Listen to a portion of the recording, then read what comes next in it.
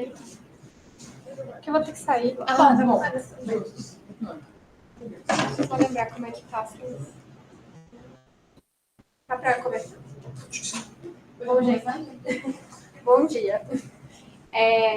A minha revisão que eu fiz foi sobre os critérios e fatores que estão relacionados a esse processo de priorização e triagem dos pacientes para os quais é solicitada a vaga de UTI.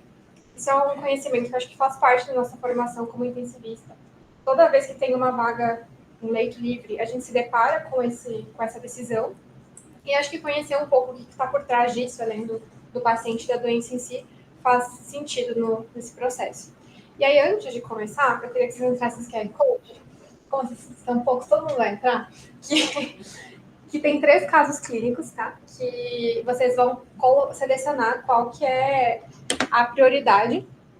Vocês considerariam a prioridade desse paciente para ir para UTI. Tipo aquela prioridade que aparece no fim lá da gestão de leitos, tá? É anônimo, não se preocupe. Aí quando todo mundo entrar, vocês me avisam que a gente vai. Sei. Pet, tá? Todo mundo. Bom, vamos começar então. Aí tem um ranking que responder mais rápido já vai ficar maior, tá? No celular de vocês aparece maior do que aqui. Então, a primeira é uma paciente feminina, 66 anos, que tem uma cirrose de C, parcialmente dependente para ABVDs, que internou com uma celulite no membro inferior direito e ela evoluiu com choque séptico com necessidade de ventilação mecânica e droga vasoativa. 60 segundos para terminar de responder. Não tem. É totalmente anônimo. Então, a maior parte foi prioridade 2 e prioridade... Na verdade, foi prioridade 2 e 4. Prioridade 2 é o que estava falando, tá? Depois a gente vai ver por quê. Então, o Ronald e o Metal estão na frente. Aí, a próxima pergunta. Não sei quem são. O próximo é um paciente do sexo masculino, que tem 18 anos. Ele teve um TCA grave, Glasgow 7 na C, tratamento conservador e foi pedido vaga de UTI por ventilação mecânica e para monitorização da parte neurológica.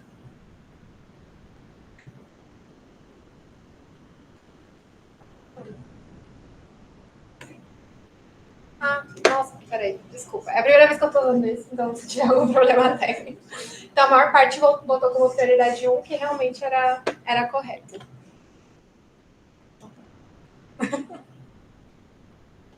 E aí, a última questão é... Jogadora mesmo. Vai ser o Pedro, de casa. É um paciente do sexo masculino, de 37 anos, que está internado há 51 dias na enfermaria. Antes de internar, ele era independente, não tinha comorbidades, e ele internou no contexto de trauma moto versus alto, ficou tracostomizado, no Glasgow 9, e agora foi pedido a vaga, porque ele evoluiu com uma pneumonia, e é para monitorizar função renal e vigilância infecciosa.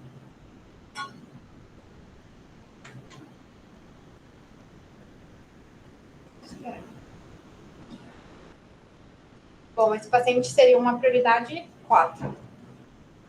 Então, a minoria acertou. E aí, como terminou, quem foi o nosso campeão foi o Metro. Eu não sei quem é, mas a Bruna, maravilhosa. Sério. Então, é isso. Era a mestra Bruna. E agora a gente vai rever, então, né, por que é uma prioridade ou outra, tá? Então, e também se depois no final alguém discordar, estou super aberta para uma prioridade que eu dei. Então, fiquem à vontade. Então, antes de começar com a aula propriamente dita, queria fazer uma breve introdução, que essa ideia de triagem, priorização, quando se procura de onde surgiu, os primeiros relatos fazem sempre referência a esse barão, que foi um general lá do Napoleão Bonaparte, em que ele já chamava a atenção que aqueles soldados que estavam mais gravemente feridos, eles deveriam ser atendidos primeiro.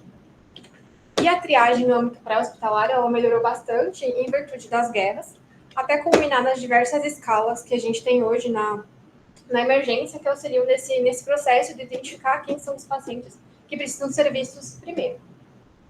E um ambiente dentro do hospital para cuidar desses pacientes mais graves se popularizou na década de 50, quando teve a epidemia do pólio, com a ideia, né, da ventilação mecânica, o pulmão de aço e do ambiente de terapia intensiva para cuidar de pacientes críticos. Mas é só no final da década de 80 que tem uma primeira recomendação mais oficial do que seria um paciente que deveria ser priorizado para ser admitido na UTI. E aí, o que é colocado é que os pacientes de prioridade 1 seriam aqueles pacientes em ventilação mecânica e uso de drogas vasativas.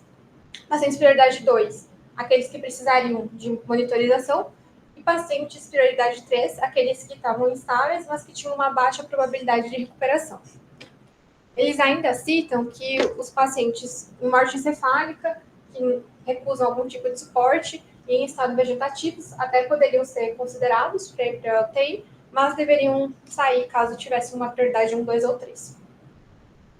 Em 99, tem a primeira recomendação que é mais parecida com a última que tem hoje, que é de 2016, em que eles colocam os pacientes como prioridade 1, aqueles que precisam de suporte invasivo, que não tem nenhum tipo de limitação terapêutica.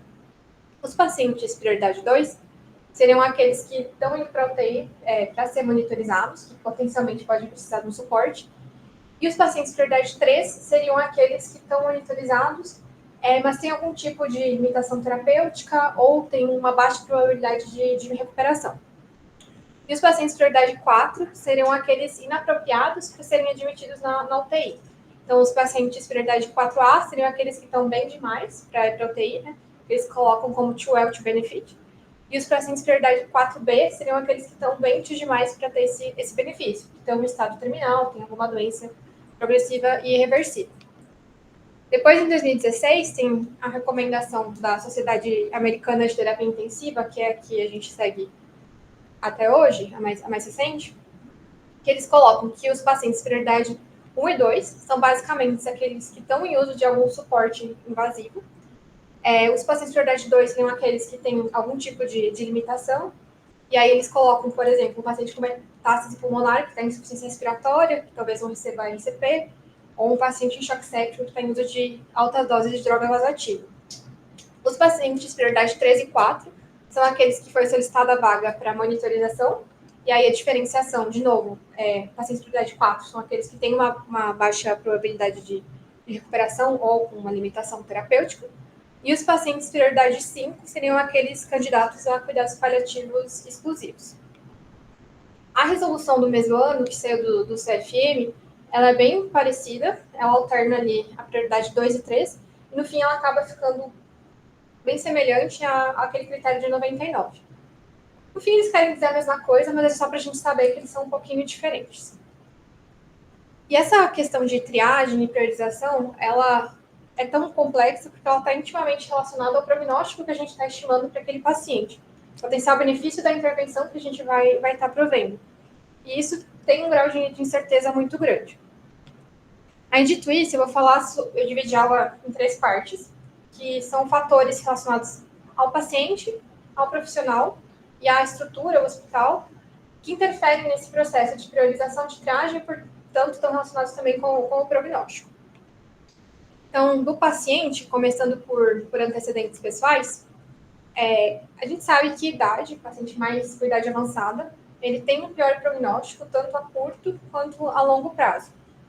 Nessa corte, que pegou uma base de dados francesa, eles viram que aqueles pacientes com mais de 80 anos, eles tinham uma chance quase 10 vezes maior, de falecer durante a internação no hospital, enquanto que isso ia para 20 vezes a mais naqueles pacientes que tinham mais de 90 anos. E é interessante porque mesmo nesses pacientes mais idosos, a mortalidade ela foi por volta ali dos 30%. Então, 2/3 desses pacientes acabaram indo para casa. Aqui eles não avaliaram funcionalidade, né? Para casa ou para um hospice, foram de alta hospitalar. Então, a idade é importante. E comorbidades também. Aqui é uma outra base de dados populacional, que eles viram que aqueles pacientes sem comorbidades, eles tinham uma sobrevida por volta de 75% durante a longo prazo, depois da internação na UTI. enquanto que quando tinha comorbidades, isso caía para 50%, e que as comorbidades que eles viram foram malignidade, insuficiência cardíaca, DPOC, cirrose e pior prognóstico naqueles pacientes que tinham cirrose. Um outro conceito que vem sido cada vez mais estudado na terapia intensiva é a questão da fragilidade. A fragilidade ela é uma síndrome que ela representa um estado de baixa reserva energética daquele indivíduo. É como se fosse uma vulnerabilidade e que ele tem uma chance menor de responder a um estresse orgânico agudo, um estresse fisiológico. É mais comum em pessoas idosas, mas não é exclusivo da idade avançada. E aí tem algumas formas que a gente pode usar na UTI quando aquele paciente chega para avaliar esse paciente.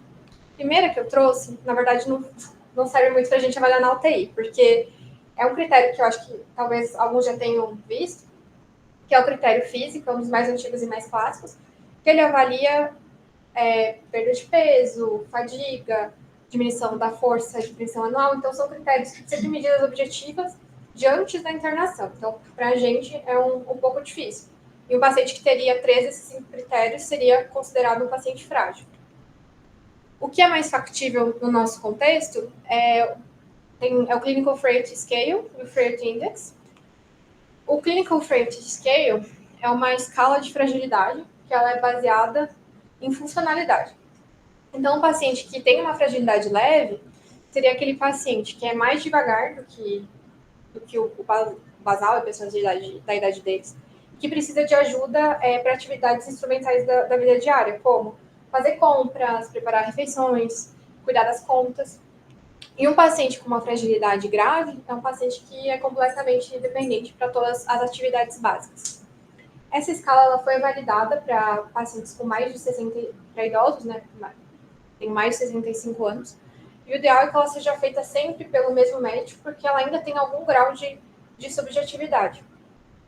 E avaliando o estado do paciente pré-doença aguda. O Frailty Index é uma escala de fragilidade que ele é baseada em comorbidades. Então, eles avaliaram um banco de dados também de pós-operatório, de diversos tipos de cirurgia, e quais eram os fatores que estavam associados a pior prognóstico, desde complicação cirúrgica até mortalidade. E aí eles foram avaliados, visto que esses 11 fatores tinham alguma relação. Um paciente, a partir de 3 fatores que ele tenha, é considerado frágil. E em 2017, foi reduzido para 5, que eles viram que, mantendo esses 5 fatores, a acurácia de predição do prognóstico era parecida com aqueles 11. Então, o que ficou foi diabetes, hipertensão, insuficiência cardíaca, DPOC e dependência funcional. Fragilidade é importante na UTI porque pacientes mais frágeis, eles precisam de mais suporte orgânico, entre outras coisas. Aqui tem 2 gráficos que mostram justamente isso. Quanto mais frágil era o paciente, quanto maior o MFI, eles precisavam de mais diálise, mais ventilação mecânica e mais droga vasativa, tanto nas primeiras 24 horas, quanto durante toda a internação na terapia intensiva. Também tem uma relação com mortalidade, então aqui foi de 30% a mortalidade dos pacientes frágeis, comparado a 12% dos que não eram frágeis. E o tempo de internação hospitalar ele foi também o dobro.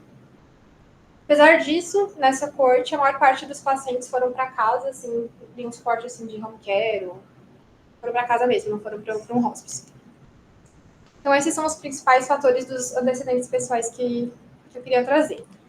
Partindo para a disfunção orgânica, também acho que faz sentido, né, que o paciente que tem mais disfunção orgânica é um paciente que tem maior mortalidade.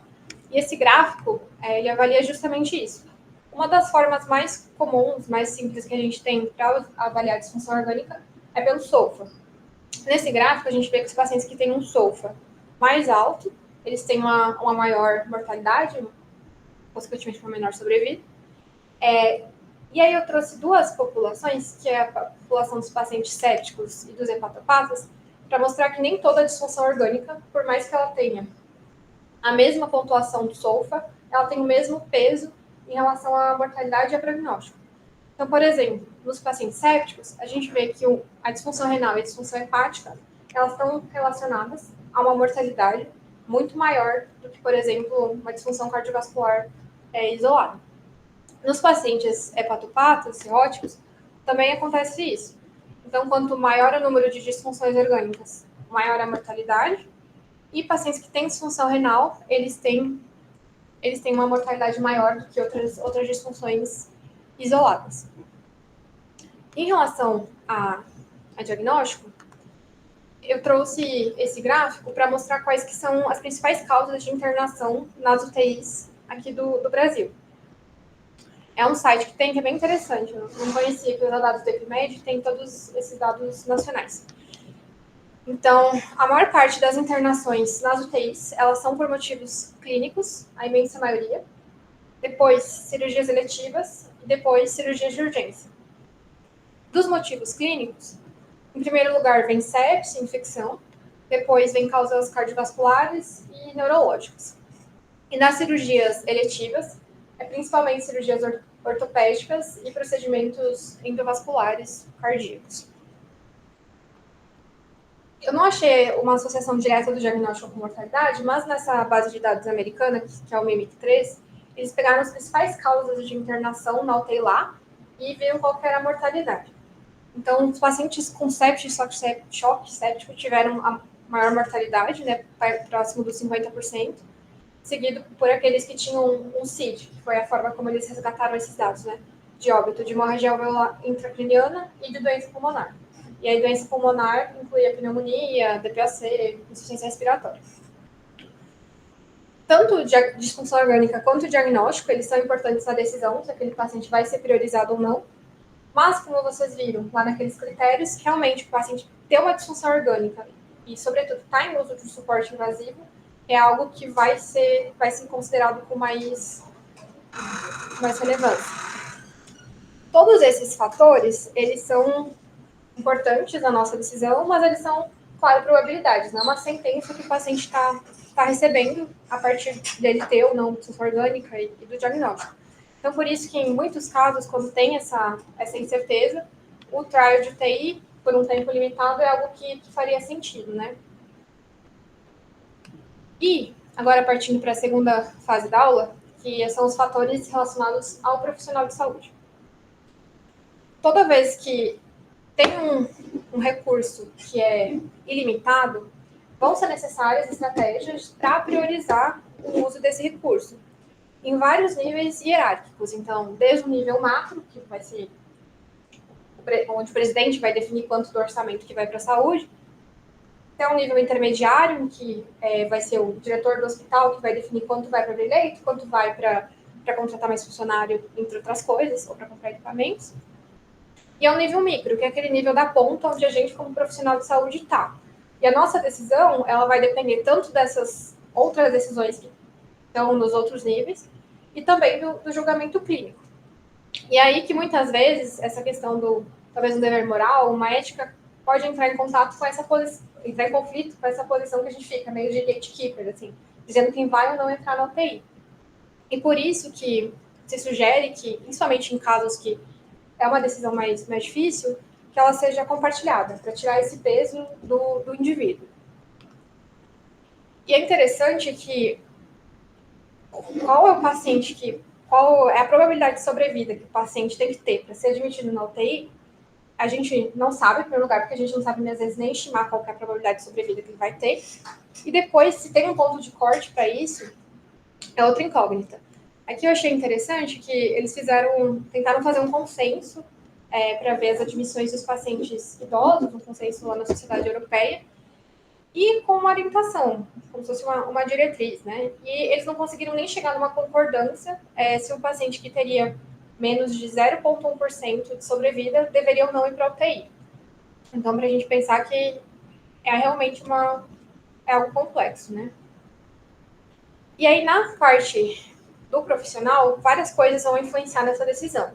Então, desde idade, de gênero, especialidade, experiências prévias, a qualificação.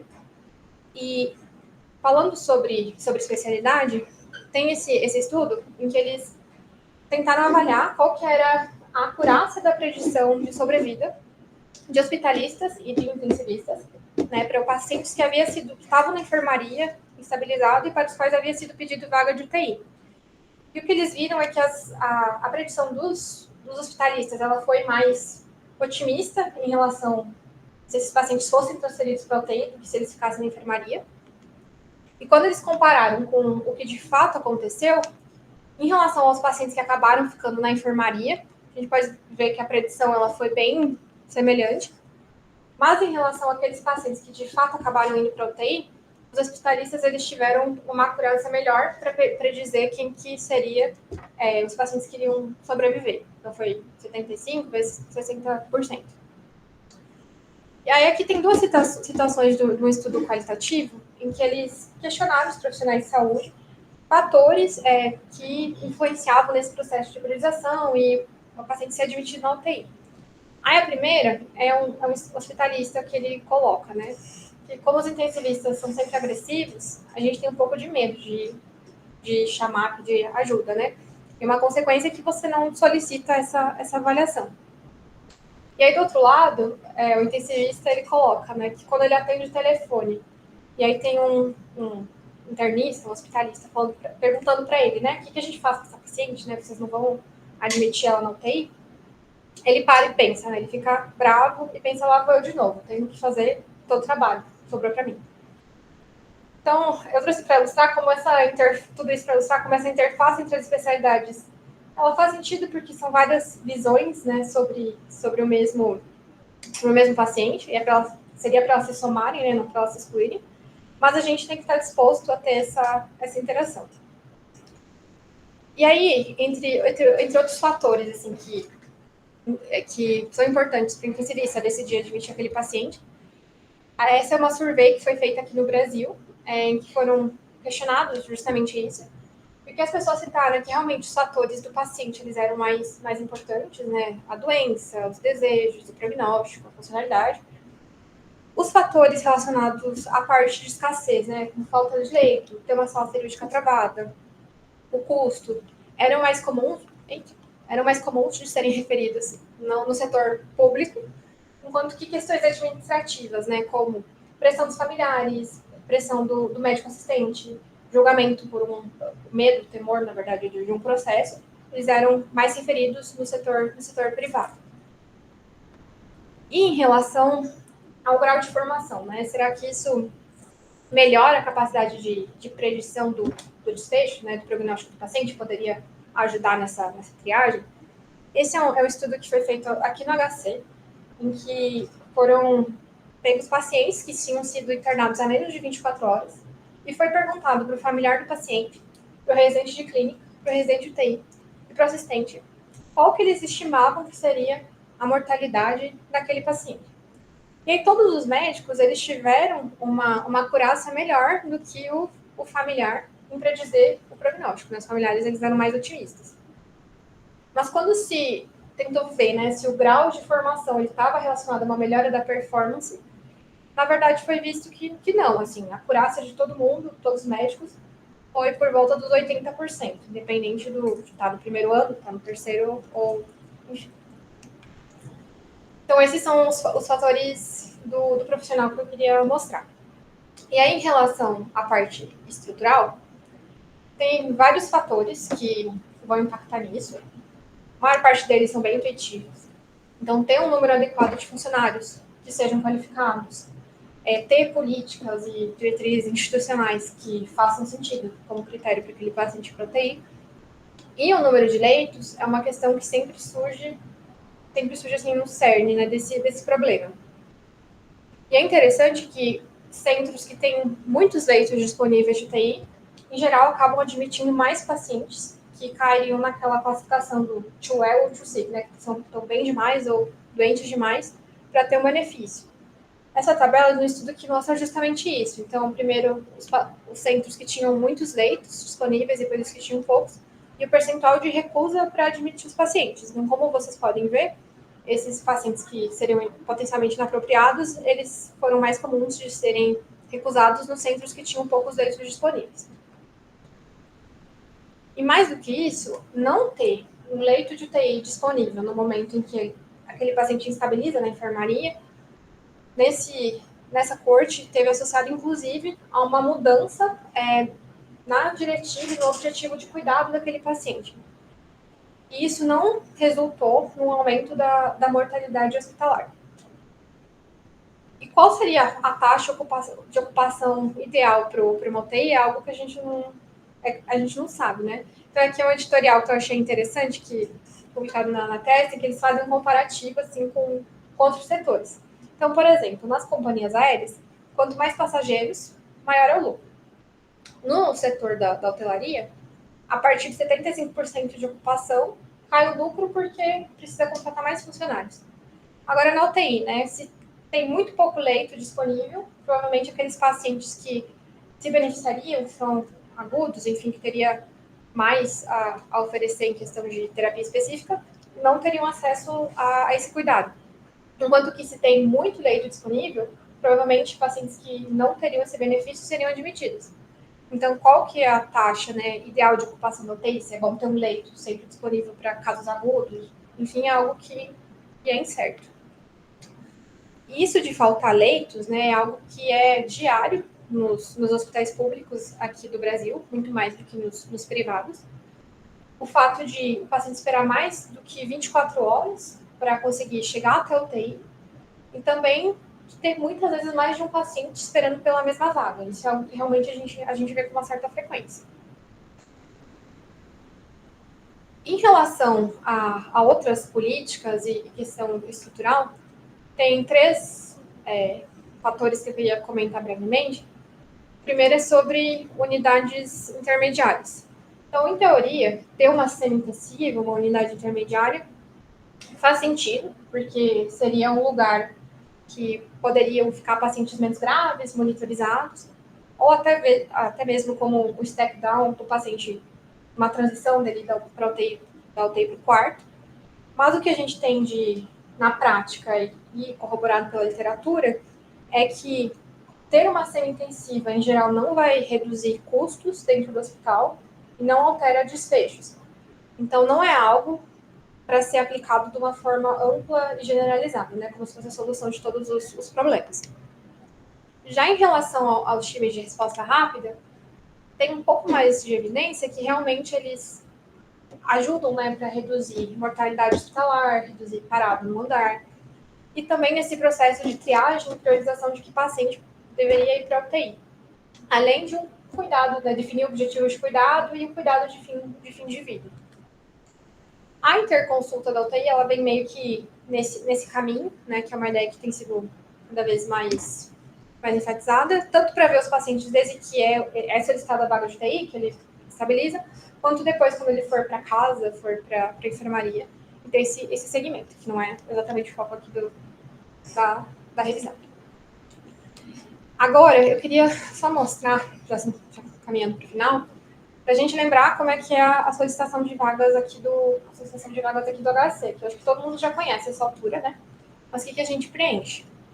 Então, a gente sempre vai colocar o diagnóstico da admissão, coloca as comorbidades, e depois tem 4 questões que são realmente o que vai ser levado em conta, né, para definir aquela prioridade que é calculada lá no final, automaticamente. Então, a primeira questão é em relação se o paciente está em uso de suporte avançado de vida. Depois, sobre antecedentes patológicos, né, se tem doença crônica, se é bem compensada. Por terceiros, em relação à funcionalidade, né, se ele é independente das atividades básicas de vida diária. E, por fim, qual que é o prognóstico que o médico que está solicitando, ele considera mais provável. E aí, no final, ele vai dar aquelas 5 prioridades, que são as mesmas da Sociedade de Terapia Intensiva. E no final tem uma prioridade 6, que, para ser sincera, eu nunca vi dar, mas que está lá no final, que eles colocam que seriam os pacientes internados para cirurgia letiva que não necessitam de suporte à vida. E aí, voltando para os casos clínicos, então, que a gente viu lá no começo. A primeira paciente era uma paciente de 56 anos, que tinha sido pedido vaga de UTI por choque séptico com necessidade de ventilação e droga vasoativa. Então, ela estava em uso de suporte invasivo. Ela está em uso de suporte invasivo, faz ela cair já com uma prioridade 1 ou 2. Como ela é uma paciente que é parcialmente dependente, que tem uma cirrose, uma hepatopatia grave, provavelmente ela tem uma menor probabilidade de recuperação do que um paciente jovem e rígido. Então, eu colocaria ela como prioridade 2. Depois tem o segundo paciente, que era um jovem, de sexo masculino, que teve um TCE grave com necessidade de ventilação mecânica. Então, de novo, se a gente olha nos critérios da sociedade, ele está em uso de suporte invasivo, então ele já cai como prioridade 1 ou 2. Pensando que ele é um paciente jovem, rígido, ele não tem nenhum tipo de limitação terapêutica, ele ficaria com prioridade 1. E o último, que é também um jovem de sexo masculino, com 37 anos, que foi solicitada a vaga para monitorização infecciosa de disfunção renal. Como a vaga é por monitorização, ele não estava de fato em uso de nenhum suporte invasivo, provavelmente ele cairia com prioridade 3 ou 4. Pensando que ele já está 2 meses internado, ainda tem um nível de consciência prejudicado, talvez já tenha até um KPC, enfim, outras coisas que a gente vê acontecer, está customizado, provavelmente ele tem uma menor chance de recuperação do que aquele paciente anterior. Eu acho que eu colocaria ele como uma prioridade 4. Então, para resumir, assim, o que eu queria que ficasse que é importante a gente conhecer esses critérios que tem da Sociedade de Terapia Intensiva, porque eles ajudam a gente nesse processo, né, de priorização, e também porque eles são parte de muitos protocolos institucionais. Saber que eles são um pouquinho diferentes dos critérios da AMIB. Da CFM, na verdade, não da AMIB, né, mas enfim. Lembrar sempre que a priorização ela vai depender do paciente, da intervenção, do suporte que o paciente está precisando, e igualmente do potencial benefício daquilo que vai estar sendo ofertado na UTI. Tem outros fatores, além do paciente e da doença, que eles vão se impactar nesse processo e que faz sentido uma decisão compartilhada, principalmente quando são casos mais duvidosos.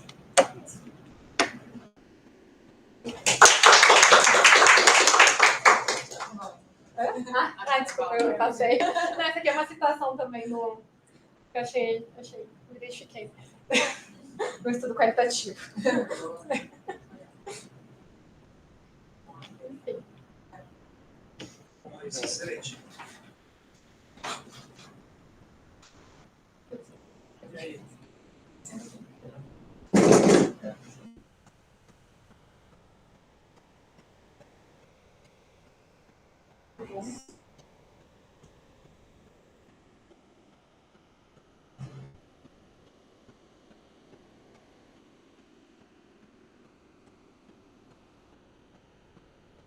Nós temos a gente tem 8 de RPA agora. E às vezes a gente vê pacientes que já perderam carne por um tempo, não em sala, sei lá, tem, por exemplo. Então seria pensar um protocolo de ME.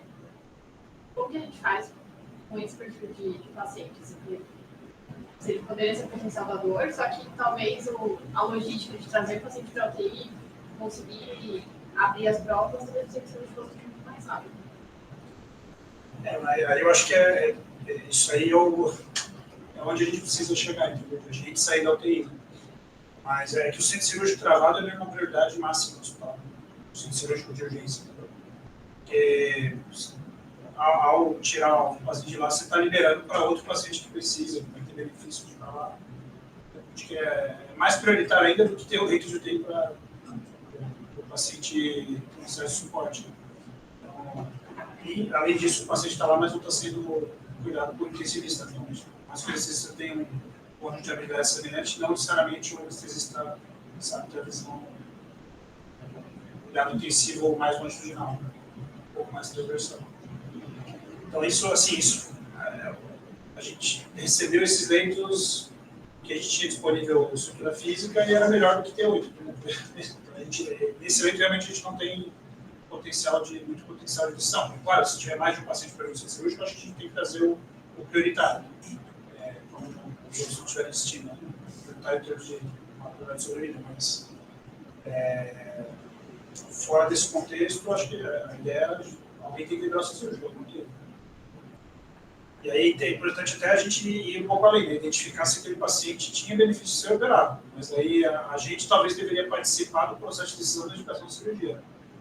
Eventualmente naquelas cirurgias que são meio salvadoras, assim, uma cranectomia, uma indicação que não é muito clara, entendeu? Talvez faria mais sentido resolver esse caso com o socorro em vez de ele fazer esse trajeto. Né?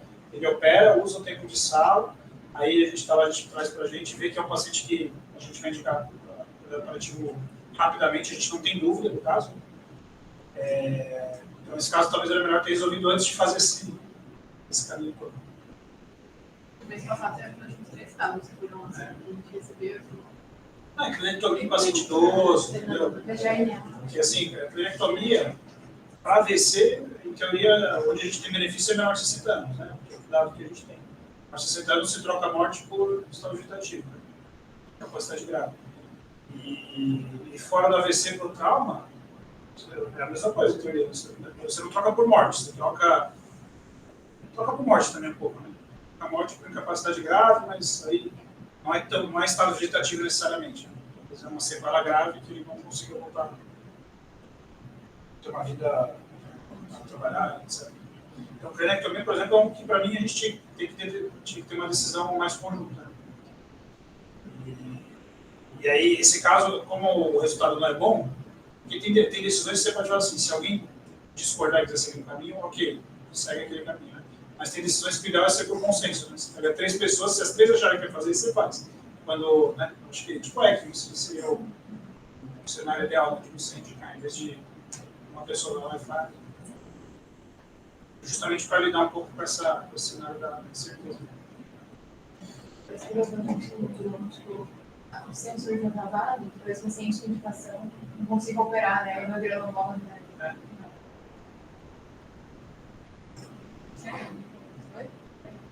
Então já é, né?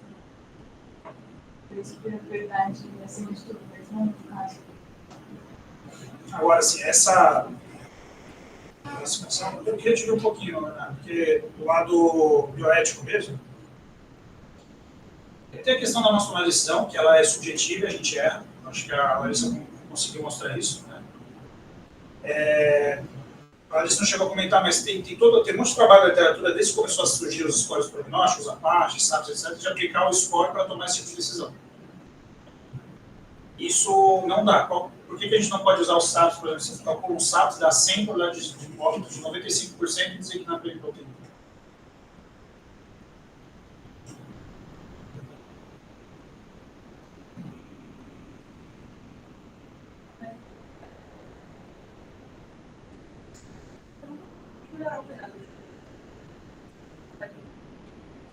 Utilizando a acontecer algo mesmo, a gente nunca vai chegar. Sim. Mas aí a gente vai ter que pensar cenários diferentes, como que a Larissa está fazendo. Mas assim, a questão toda é, o score prognóstico, ele deteriora ao longo do tempo e ele descalibra. Então pode ser que ele dê 95% de probabilidade de óbito e não seja mais isso. Então tem uma questão bem conceitual, estatística mesmo. Né? Com o tempo ele vai descalibrando. Então a probabilidade que sai do output não necessariamente é o que vai acontecer de fato. Depois esse caminho que você está falando, do grupo do mal, vocês viram aula para saber até inclusive que momento que você calcula, né? Se você calcula muito precocemente, você erra muito. Demorou para a literatura chegar às 72 horas. Antes das 72 horas, mesmo que o score for muito ruim, a chance de você errar no cirrótico é muito alta. Então, aí, sim, demorou para a gente pensar na população do cirrótico, ter coisas mais individualizadas e pensa no resto como um todo, né? O SOFA é meio que um geralzão. Talvez a gente erra muito em população específica. Então, aí tem isso. E o segundo, assim, se eu quisesse aplicar para tomar decisão clínica, eu tinha que validar isso. Eu tinha que fazer um estudo, mostrando que é melhor eu usar esse score imperfeito, talvez ele seja, né, enquanto está descalibrado, melhor eu usar isso para tomar decisão do que eu usar a decisão subjetiva. Nunca ninguém fez isso tudo. E a recomendação de sempre é assim, não façam isso que vai dar errado.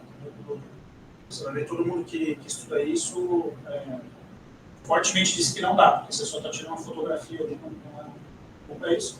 E aí os scores prognósticos ficam para a gente fazer a avaliação da UTI. A única aplicação do score prognóstico, do SAPS, é para eu calcular a taxa de mortalidade padronizada para ver se eu estou matando mais ou menos do que vamos inverter isso, você está morrendo. Deveria. A gente tem uma resposta, assim, mas do mundo e no país, o que parece ser mais adequado que essa triagem seja feita pelo próprio estão por uma gestão adequada? Porque eu tinha muito na minha cabeça que deveria ser vista, até entrar numa discussão, enfim, harmoniosa, mas uma discussão com uma amiga que é chefe de um pronto-socorro. E as coisas, os argumentos que ela me colocou são muito válidos. Assim, eu acho que ainda não queria a Mari expôs também de ficar rincha entre equipes e a gente vê que as prioridades são diferentes. Às vezes a prioridade do pronto-socorro caído é tirar o paciente que está demandando mais, mas nas nossas prioridades não é o que mais beneficia. Não é nas nossas. Então, Exato. exato. Eu concordo que esse é um ponto importante. Quem tem que criar? Eu não sei se tem alguma recomendação específica, mas aí quem você criar baseado, assim, vou tirar o paciente que não é do nosso trabalho, isso não é uma triagem que tem princípios éticos por trás, na minha opinião. Porque você tem que. E aí, assim, tem outro cenário. Qual que é o cenário? Eu estou num lugar que não falta recurso, a intensivista tem que criar. Vem todo mundo. A gente vê nos hospitais privados aí. Vai vir. Se acabar a lei, toca mais lei. A pessoa faz. Não, é verdade. Você achar que não tem benefício, fica 24 horas e Vai vai embora. ficar embora. Exatamente. Agora, no cenário que a gente está, que a gente melhorou um pouco agora, mas a gente teve um tempo logo pós-pandemia, que a gente não estava se envolvendo em nada com triagem, que a gente só recebia o paciente para morrer. Então, se o intensivista não se envolver na decisão, está errado. Isso é opinião pessoal, mas eu acho que nenhuma sociedade recomenda o intensivista não participar disso. Mas, o que a gente tem que entender? Nós, intensivistas, somos mais pessimistas em relação ao prognóstico. Então, quando tiver dúvida e você tiver leito, né, isso. Então, na dúvida, traz e resolve na UTI. Acho que isso é uma coisa importante. E resolver na UTI ou faz um trial, ou não. Você traz fazer um trial e no dia seguinte você já vê lá, você conversa com a família e resolve. O que não dá para a gente fazer é trazer para a UTI e a gente ficar lá, entendeu, cozinhando. Então, a gente tem que fazer uma conferência familiar precoce, alinhar com a família, ver expectativas, né? E às vezes você andaria, você tem mais tempo, um ambiente controlado, para ter mais informação para tomar decisão. O Márcio Soares e o tempo atrás, de 2011, lá, né, que estava estudando bastante oncológico, eles botam lá vários motivos para ir para a UTI. Um deles é resolver conflito mesmo. Porque a equipe quer que vem, a família está na fogo cruzado ali, a gente acha que não tem motivo, então traz e resolve a UTI. E pronto, aí você tira a outra equipe da jogada e você é a família, aí você resolve. Né? Então, eu acho que isso é uma coisa para a gente pensar mesmo. Né? Pode falar.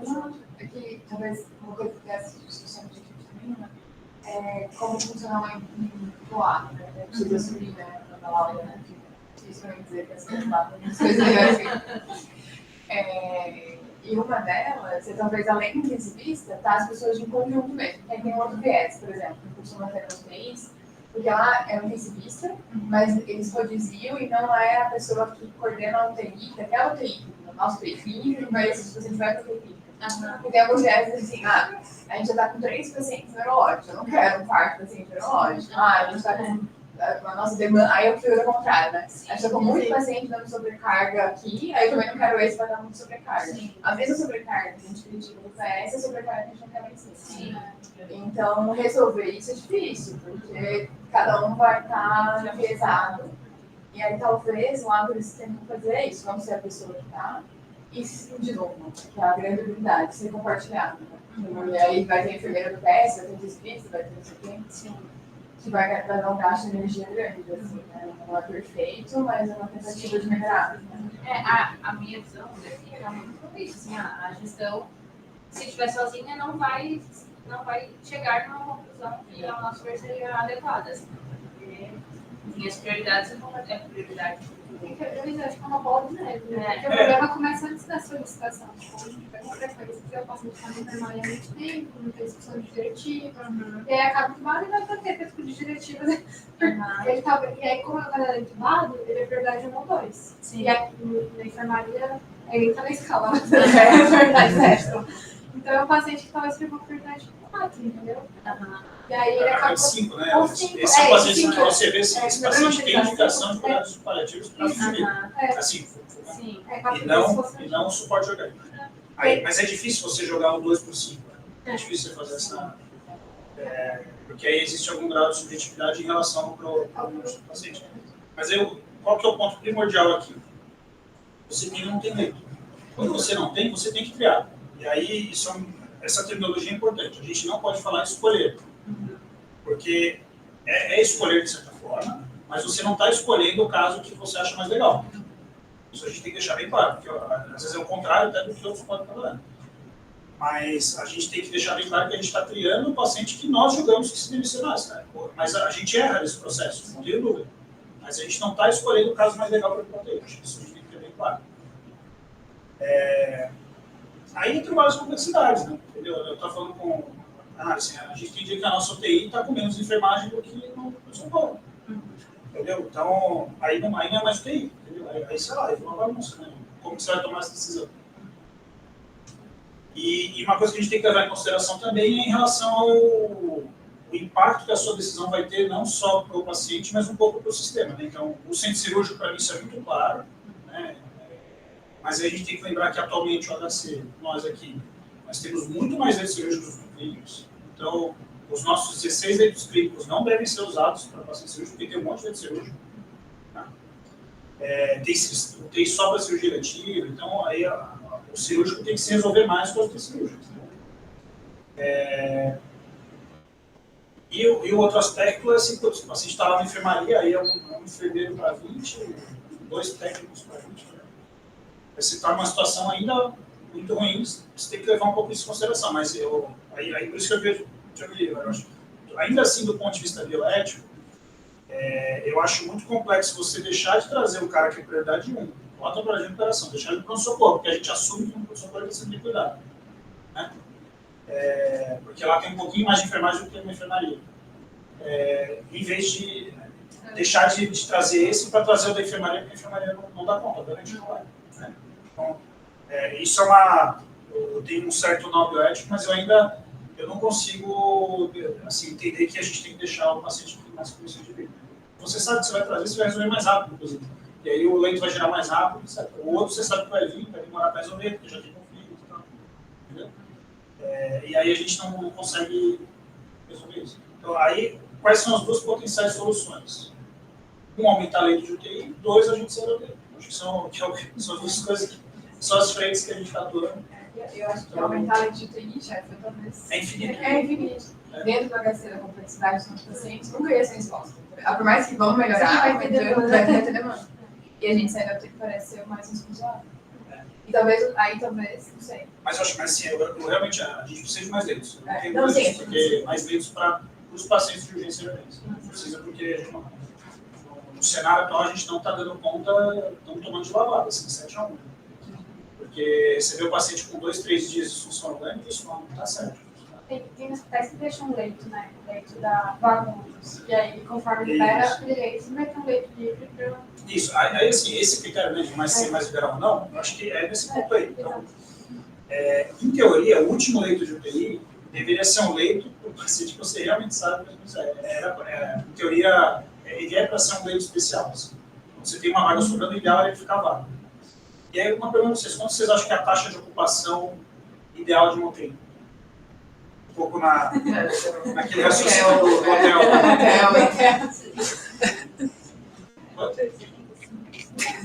Um pouquinho mais. 75, aí você aumenta, porque qual que é o grande custo da UTI? É o custo fixo de RH. Isso é o grande custo, é 60% a 70%. O nosso aqui é em torno de 60% do custo de RH, que é, enfim, para a nossa complexidade, acho que a gente custa pouco, assim, de fato. Mas aí o limiar está em torno de 85%. Porque até quando você chega em 70%, é aceitável, mas abaixo de 70% talvez já dê para fechar o teu leito. E aí, você fechando um número X de leitos, você chega nesse ponto. E quando você chega em 70%, a corda fica frouxa, você começa a deixar o TI deficiente de propósito, para manter a ocupação alta. É assim que funciona no privado. Quando a feira vai ficando vazia, você deixa de dar alta para os pacientes. Não, deixa mais um dia aí. A ocupação está baixa e tal, entendeu? E você abre as portas para entrar mais também. Você fala assim, não, manda aí e tal. O paciente que não resolve. Então, em torno de 85% seria ideal, porque aí você sempre ia ter algum leito vago, né? Teria jogo para receber os eletivos, quando eu tenho uma só, né, que é essa cirurgia, aí você tem jogo para fazer, para lidar com todas as demandas. urgência, emergência e os eletivos. Essa tema lá, tem um negócio muito legal. Tem como é que chama? Grupo de trabalho? Tem um grupo de trabalho europeu, não é éticos. É um ético 1, ético 2. Tem 2 grandes trabalhos, ético 1 e ético 2. E aí mostra um pouco como o nosso cérebro funciona quando a gente está muito focado no número de leitos. Por isso que eu já me resposta é no número de leitos. O ético 1, eles fizeram assim, eles pegaram vou lembrar o número de pacientes, sei lá, 50 pacientes no hospital universitário, acompanhavam um ambulatório de clínica, eles tinham comorbidades e eram idosos. E eles fizeram tentaram fechar diretivas, assim. Então eles fizeram de uma forma que era estruturada no sentido assim, os pacientes visitavam UTIs, entendiam o que era intubação, entendiam o que era VNI, tipo, sempre levou a ser.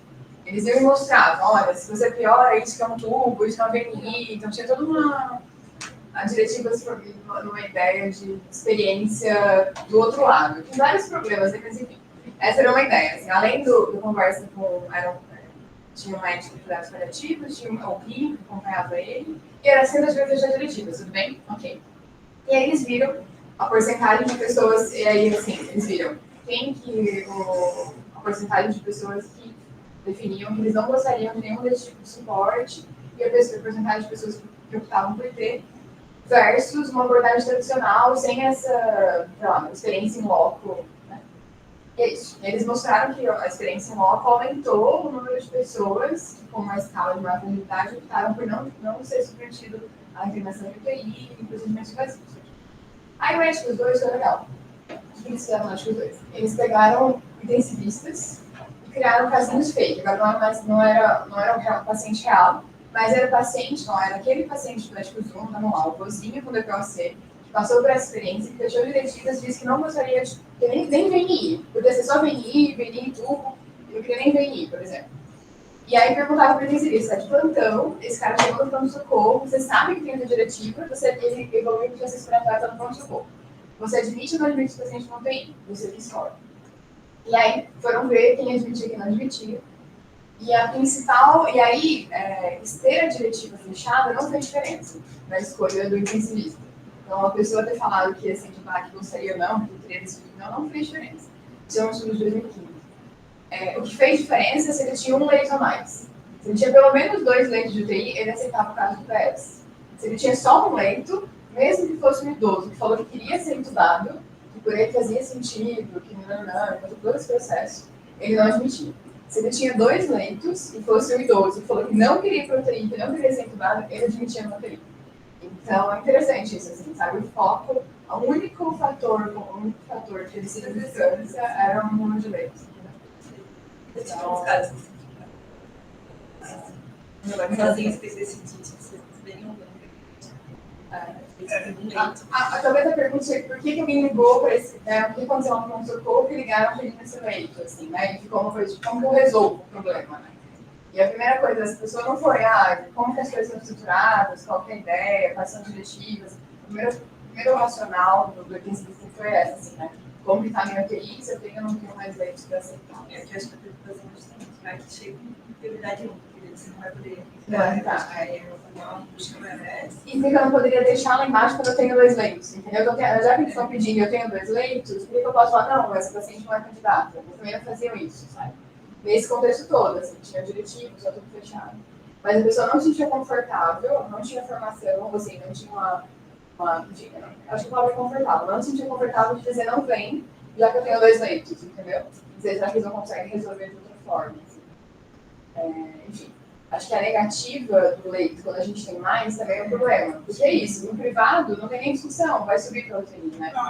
Não, assim, minha opinião, se você tem leito sobrando, a gente não precisa se dar o trabalho de fazer triagem. Porque alguém decidiu, eles falam assim, alguém decidiu lá em cima, em algum lugar, que era para ter um monte de leite. Então, não veio. Aí, se veio, você viu que não era para vir, precisava, no dia seguinte, não, tudo bem. Agora, o problema é o nosso cenário, que a gente não tem. E quando a gente tem 2 leitos, nunca vai ter sobrando. A gente tem transitoriamente 2 leitos. Exatamente. Né? E lá na Europa também é isso, assim, eles não têm sobrando, né? Você tem transitoriamente. É. É uma falsa sensação que a gente está sobrando, né? Quando a gente está com 2 leitos. Sim, sim. Tem Mas lá eu acho que eles são mais. Lá o intensivista realmente assim, quando diz não, é não. E aí as pessoas até ficam, podem ficar chateadas, lá, como a Mari falou.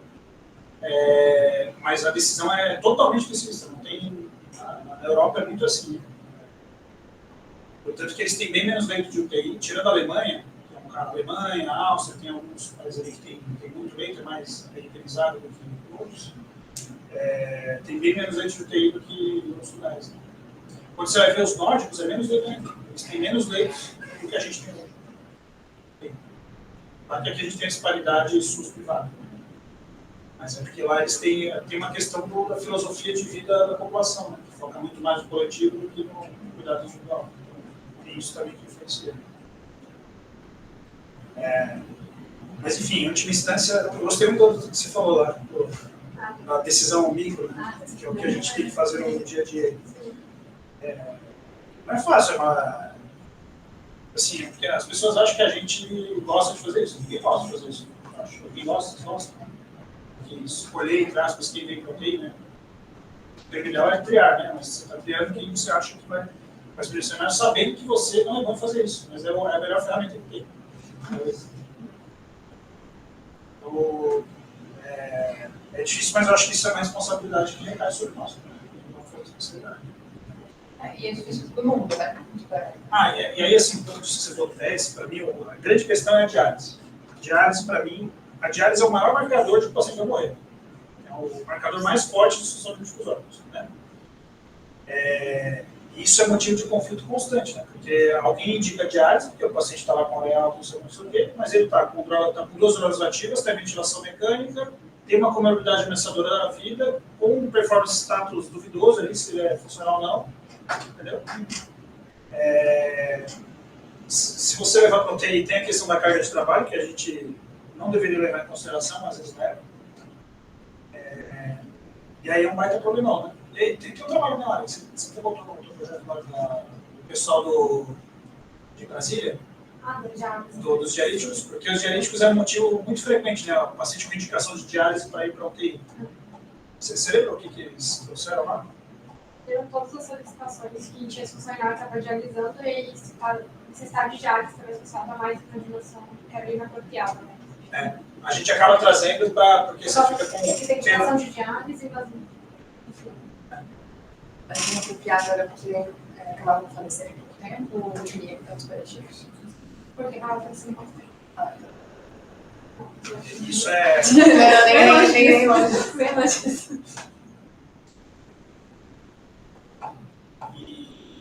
Enfim, acho que não é fácil, discussão fácil. Por isso que eu acho que a gente tem que sair da UTI de um jeito muito empático, ouvir, falar o mínimo possível. E sempre que você for falar, se o paciente não vai, fala assim, olha, eu estou agora 4 pacientes com prioridade de UTI. No momento, esse paciente não é prioridade. A gente tem um outro paciente que nós digamos que é prioridade maior. Assim que a gente tiver leito, a gente avalia. Acho que a gente tem que falar desse jeito, entendeu? Não é falar não. É falar, sim, ele tem indicação, mas eu tenho que triar entre esses aqui e, no momento, esse paciente não é prioridade. Entendeu? Então, para não dizer não de cara. Porque ninguém gosta de ouvir não na cara. Assim. Aqui no Brasil, né? Os europeus, eu acho que eles são mais bem resolvidos com isso. Entendeu? Aqui a gente não é bem resolvido com isso. Então, acho que a gente tem que ter jeito até em comunicar o que você acha que é adequado ou não. A gente teve uma semana aqui na UTI, tem um mês, eu acho. Foram 6 internações com óbito em 24 horas. Tudo porque alguém estava, ai meu Deus. Sim, formulei isso tudo bem, a gente cuidou bem do processo de morte, falou com a família, tudo direitinho, acho que isso é um aspecto importante, mas a UTI não existe para isso.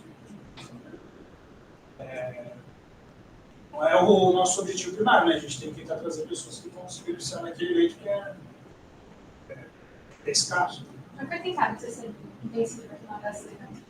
Isso, legal, a discussão da SEMI é outra discussão legal. O que vocês acham de SEMI? Vocês acham que SEMI aqui ia ajudar? SEMI tem dois motivos. Você pode ter como step-up, para você deixar o paciente num lugar que vai ser vigiado para caso pior, e você tem como step-down também, para Tirar o paciente da UTI quando está melhorando já. O que vocês acham? Eu achava que fazia muito sentido, mas aí ela... Não, na minha cabeça fazia muito sentido. Até na UFR a gente tinha uma semi-intensiva.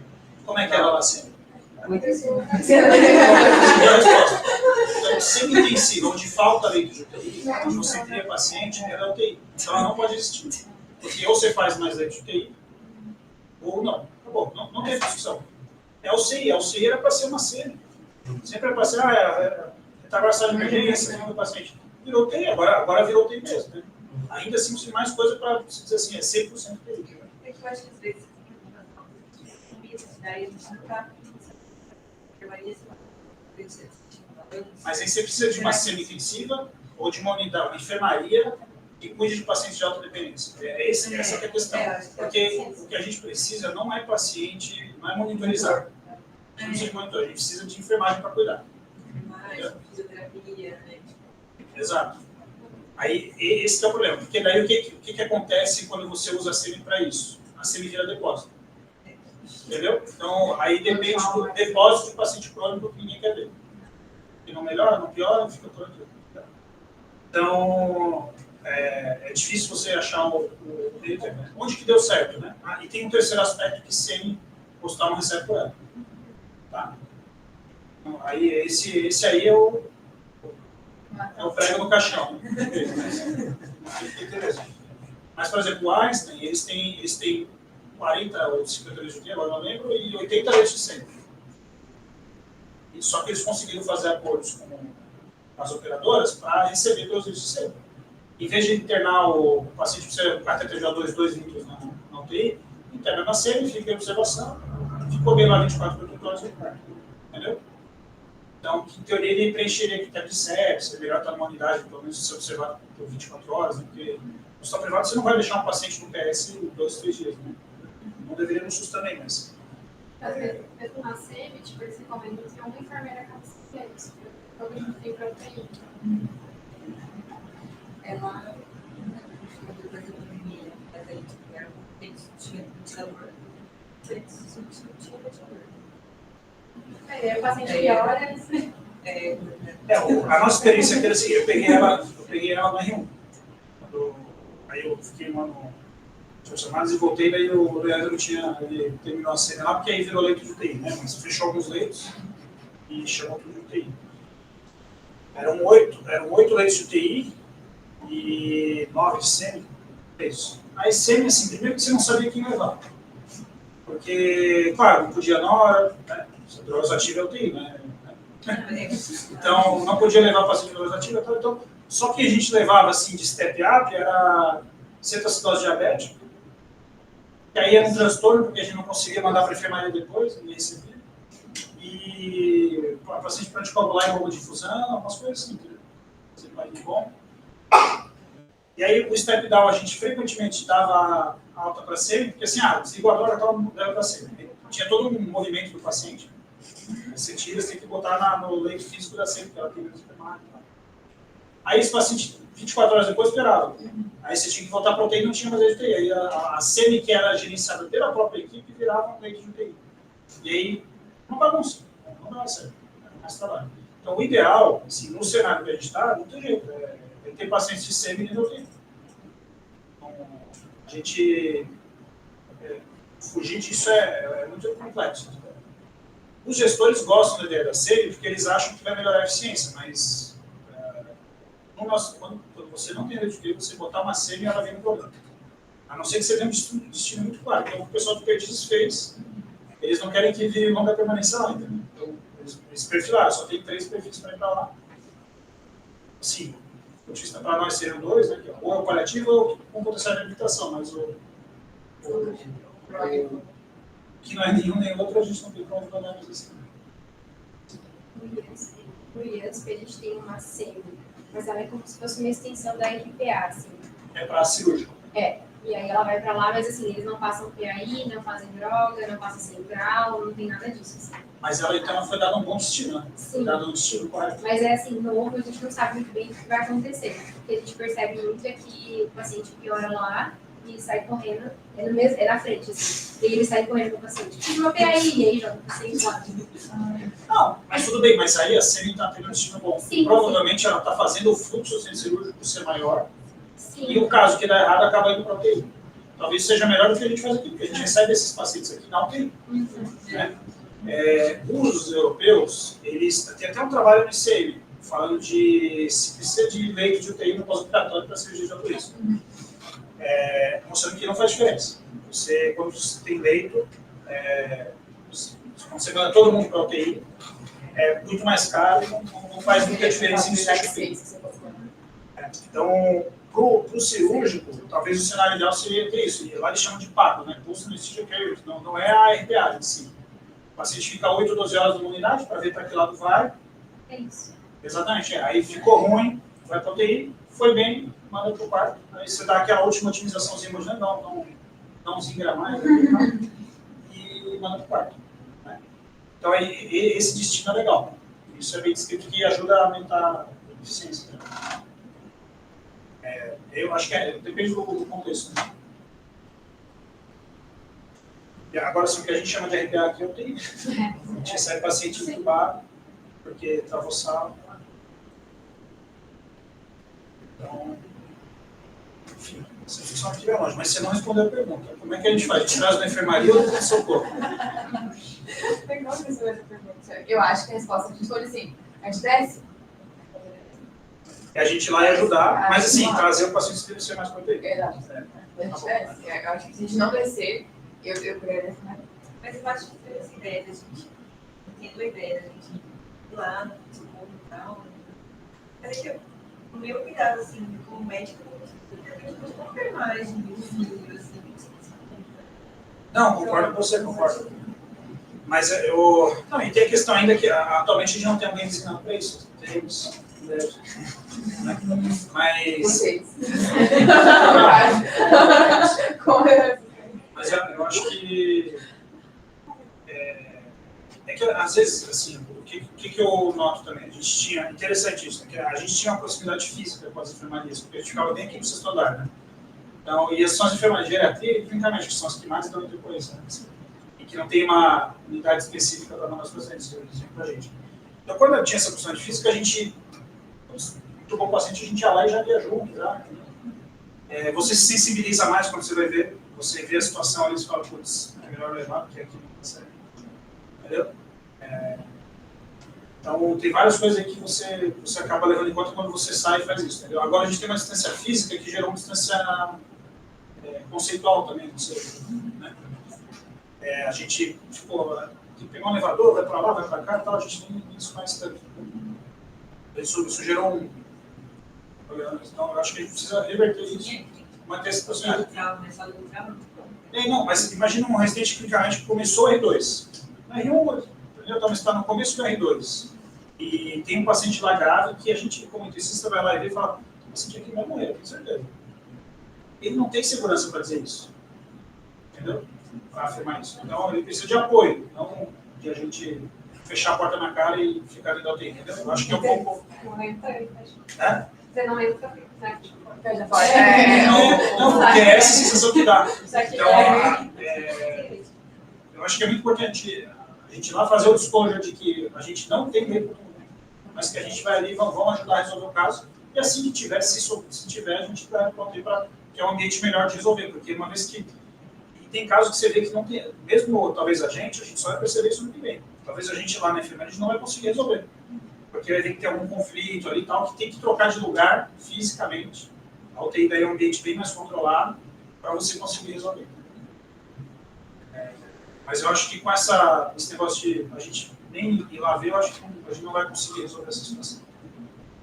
Eu acho que quando estava no 11 ali, mas parece muito ruim, né? Eu desci ali, enfim, você sente uma pressão, todo mundo vai conversando assim para ver a demanda de leitos. Mas assim, mudou muito a minha visão, assim, eu ia lá ver, conhecer as pessoas. Porque assim, tinha paciente que tinha a cerebral média, bilateral, que estava muito baixo, tinha começado a trocar positivo. Tinha uma outra paciente uma síndrome no espaço, que era uma síndrome bastante, estava assim, esporte avançado. tinha uma paciente que era pré-garantia, foi pior em um idioma e estava no final, mas era totalmente independente. Só que ela estava, tipo, a prioridade 3, né? Não precisava de nutrição, mas estava sem suporte. Tipo, a paciente era em 10, prioridade 1, mas, então, assim, quando eu vi para fundo, eu falei, não, tem que levar essa paciente para 20 vida jovem, pós-operatório, e ela ficou, tipo, pouquíssimo no frio, 2, 3 dias no UTI, já liberou leite e já conseguiu ajudar a gente, assim. Então, assim, acho que a diferença é que pode ser um médico lateral, que, sim, você fala muito. Não, mas essa daí, você entende que essa daí é difícil, essa daí é prioridade 5. Você concorda? Ele não é, mas tá com prioridade 1. Sim, sim. Então, mas é que No momento que foi a... invadido. No momento que tá com suporte. Daí ele acaba... Mas quando você foi avaliar para a gente, quando surgiu o seu leito, já tinha mais informação para saber que era um sinal lateral, que era uma prioridade 5. E aí, isso é umas coisas que ela vai ver. Quanto que a prioridade que sai automática ali do médico que pediu a vaga, né, porque ele bota lá as coisas, é diferente da prioridade que a gente vai designar. Isso mudou muito, porque quando a gente estava, ele passou por prioridade 1, se eu falar, é tipo assim, por exemplo. Eu vou dizer qual que é o meu auxílio. Eu recebo, eu já sei, eu já parto do princípio que não dá certo, na minha opinião. Não, é verdade. Porque tinha um momento que eu ficava puto. Porque eu vi um caso desse e falei assim, gente, isso aqui não é prioridade 1, nem aqui, nem em lugar nenhum, entendeu? E aí você fala assim, poxa, então... Aí eu já prefiro, para eu nem ficar puto, o que eu faço? Então assim, vamos ver os pacientes todos, do zero. Claro, eu levo em conta isso, mas porque a gente fica meio revoltado mesmo. Porque você estava na Que a fala, cadê a fala? É isso, são os dois lados. Então, a gente tem que se condicionar para não ficar puto, entendeu? Nessa situação. Não ficar vendo ali. Não é só você, gente. Os dois lados, assim, não. Mas acho que a gente tem que... Porque A raiva. Mas se a gente não se condiciona, a gente transparece isso e é aí que gera os conflitos, entendeu? Eu acho que é um pouco disso, de a gente saber a priori que a gente não vai gostar de fazer isso. E aí talvez isso dê a melhor resposta, na minha opinião, assim, que é essa coisa da... temporalmente, você vê no tempo. Quem pediu a vaga não teve tempo, teve agora. Que é a mesma coisa do filho, do psicólogo do CDF. Agora, 48 horas depois, ele mudou eu realmente sei recebeu o médico, sabe assim? Talvez essa fala é diferente de o esquema é verdade 1, entendeu? Na hora que você coloca em perspectiva, você consiga ajudar a se comunicar com quem está lá querendo a vaga do grupo, né? É isso, a gente sempre vai ser mais difícil do sempre, em todos os cenários. É uma coisa só para vocês, né? Essa semana ali que a gente teve um monte de jogos seguidos, a equipe ficou para baixo, né? Se a gente sempre ceder para trazer o paciente que está pior, aí você tira o problema de lá e você gera o problema também no tempo, porque você não quer trabalhar no tempo todo mundo morre. E geralmente o paciente grave que chega e precisa café, gera uma carga de trabalho que pensa, por quê, né? Eu acho que isso, é claro, a gente tem que levar várias coisas em conta, mas até isso é uma coisa que pesa. Você vê assim, aí você gera o sentimento de despersonalização por outro lado, né? Não é só pela carga de trabalho, porque você não vê sentido no que você está fazendo. Seu trabalho.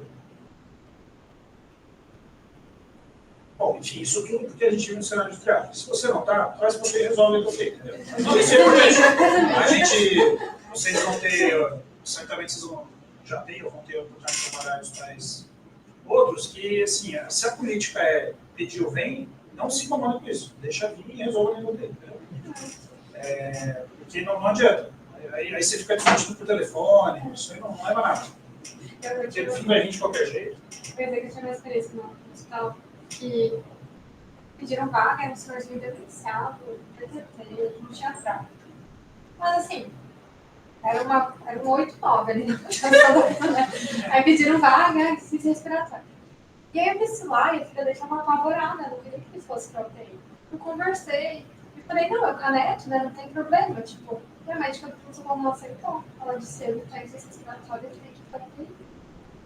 Eu caneto, ela tá me falando, eu escrevo as diretivas, não tem nada pra ela. Aí depois que eu tenho outro dia, eu falei, resumindo.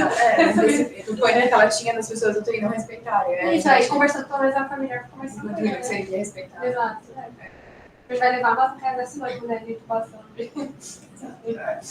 Esse também, as pessoas acham que é sinônimo, né? De intubação. E também, às vezes, é sinônimo de desconforto, né? Vai ter que ficar com fio, porque é isso, chegou lá no TI, vai ter que ficar com fio, vai ter que ligar no monitor, vai ter que ter toda uma questão que às vezes é difícil de não fazer nas primeiras horas, né?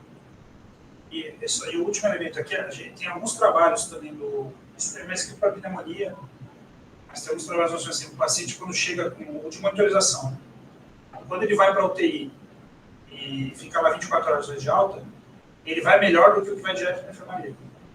E do ponto de vista prático, é para ser diferente, né? Se alguém pedir vaga de UTI, é porque achou que ele estava pior. Né? Assim, se a gente for pensar conceitualmente, né? Pode ter sido um erro de decisão, né? Mas pensar numa média, o que passa na UTI ele vai um pouquinho melhor. Talvez porque na UTI a gente tem mais tempo de reavaliar o diagnóstico, né? De avaliar o paciente com um pouquinho mais de calma. Então, quando vê esses meios de monitorização, vocês acham que é besteira? Vai para UTI lá, você vai ter mais tempo para ver do que quem está no pronto-socorro. Porque o pronto-socorro é um ambiente potencialmente caótico, né? Então, erro em tomada de decisão é muito frequente e é involuntário, né? A pessoa tem que usar o raciocínio intuitivo e bem, vamos bem adiante aí. Esse é um tema que eu pessoalmente gosto bastante. Eu nunca fui a fundo na parte bioética, mas eu acho que é essencial assim, a gente aprender a fazer isso bem feito e reconhecer os nossos viéses cognitivos nesse processo é essencial para a gente ser um bom intensivista, né? Nosso dia a dia. Obrigada.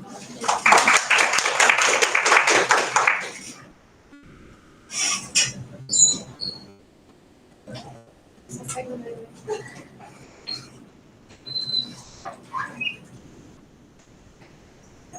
Definitivo.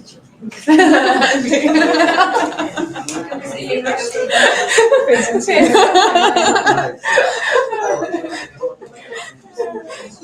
né? Eu nem sabe. Eu saindo aqui também. Não sei como sai. Fique em paz, eu vou fechar só, né? Tá bom. Tá bom?